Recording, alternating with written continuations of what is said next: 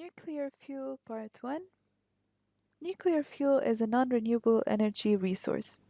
Nuclear fuel is a material that can be burned by nuclear fission or fusion to derive nuclear energy.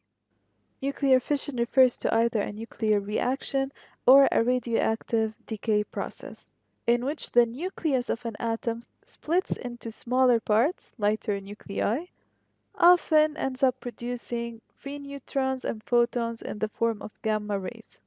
A photon is a particle representing a quantum of light or other electromagnetic radiation.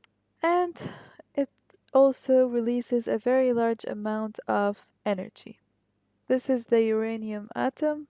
It has an atomic mass A of 235 and a proton number Z of 92. And this is a free neutron.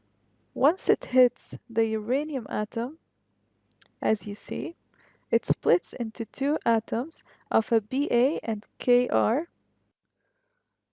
The atomic mass of uranium is 235.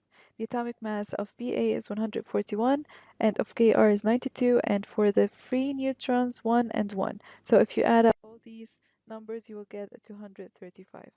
Now for the atomic number Z, the free neutrons have 0 atomic number and Ba has 56, Kr is 36. You add them up, you get an atomic mass of 92.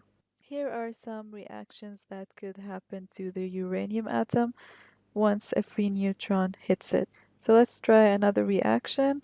Here you get two atoms, Xe and Sr. You can also try another reaction. After you press start, the free neutron hits the uranium atom. It gets a Ba and a Kr. This is the same one. But the difference is you get only one free neutron after the hitting. The first one you got two free neutrons.